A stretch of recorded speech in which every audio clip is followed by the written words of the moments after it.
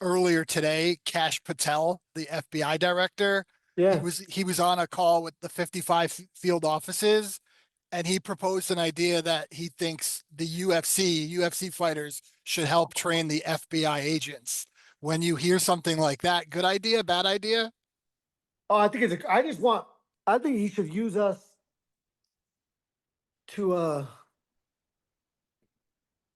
don't know. I think there's much more skilled people, but I got no kids, no wife. So if he needs someone to go out there and serve some justice, I would love to be part of that team.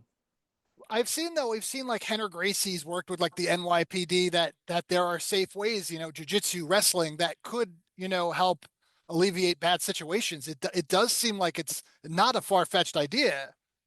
No, I think if they're in a hand-to-hand combat situation, shit has gone wrong. These guys have guns and they shoot pretty damn good. So that's the first option. But I mean, obviously, if you're clearing houses and shit, you're gonna run into some situations like that.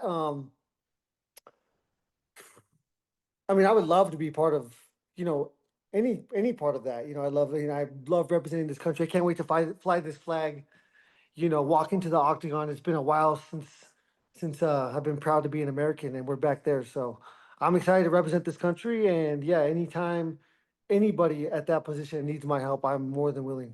As soon as they called me, I was like, I have to rely on my coach and my manager. With me being where I'm at, in this fight camp and so close to a fight, obviously I'm ready and willing. I have to be ready and willing to fight anybody and take on the world. So, I had to really rely on those guys to make the best business decision, and that's ultimately what happened. Were there other options? You've obviously Fiziev, you've seen him before, and Yeah, I it's mean, I don't know. I really did not. I wasn't really too intertwined in the conversation. I really told them that where I'm at, I wanted to fight. I didn't want to put all this work in and not fight. So I told them to let me know if I'm fighting.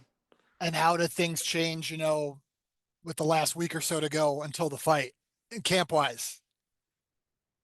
Yeah, I mean, this just happened 3 days ago. So really, I had 2 days of working out with no opponent, but again, it's coming off of a loss like I just had. It's been a mindset of me against me, coming in there and really trying to believe in myself and gain that confidence back.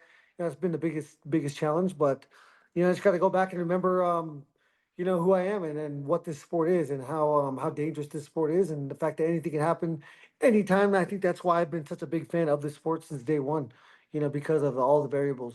And so yeah, it's been fun and just ready to go. How hungry are you to get back in there? You're not used to losing, and that was a war, against Max. Yeah. How antsy are you to just get back in there and show everybody who the highlight is?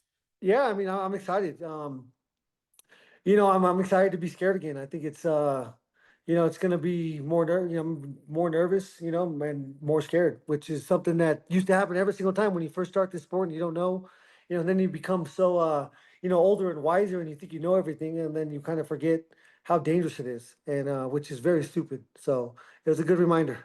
Last time you guys fought, it was a majority decision. You want to go in there, take control of everything, and make sure it doesn't go into the judges' hands this time. Yeah, I mean that'd be ideal. I really want to have a great performance and really put some pressure on the UFC to allow me to fight Makachev next. And I think an outstanding performance and a finish is something that puts me in that position. They obviously know that we're only in this position because Dan Hooker broke his hand. So I'm gonna go out there and do what I can do. With the opportunity that I have. I think this guy is very dangerous. I think he's gonna be very hungry, and I think I'm in for a hell of a fight. Your fights are all wars. You go in there and you can already check off, fight of the night, performance of the night. How much longer do you want to do this? I think I guess I don't know. I think it's been one fight at a time. I'm sure you've heard me say that many times in my career. I think I'm still loving it as much as day one.